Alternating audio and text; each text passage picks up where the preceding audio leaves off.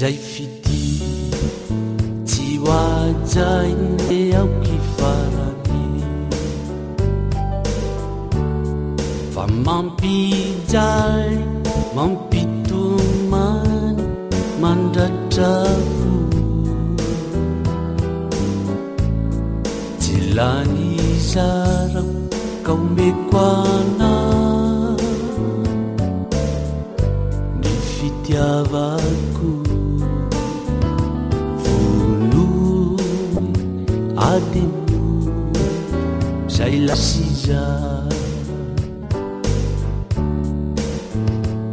atizayo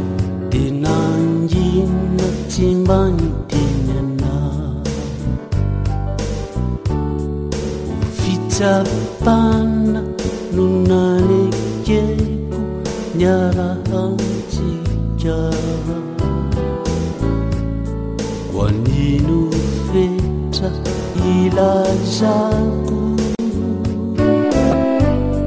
zay atoamboko tsy hisintsony zay lasiza mamivavaha ity zay hotiavy faniatsika fona ravatre afindray toloranao fity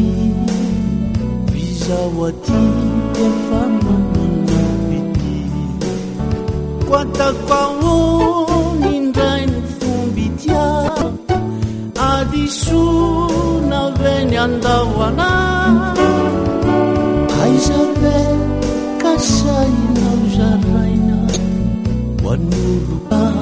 fa ny fitiavana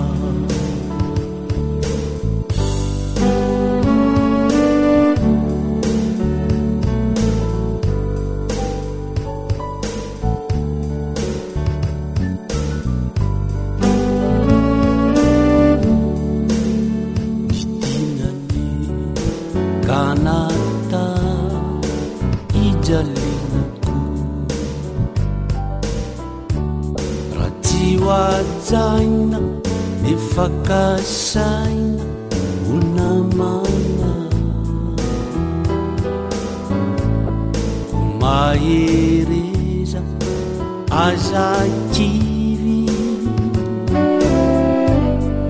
efanata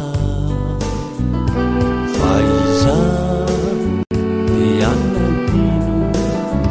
atraniza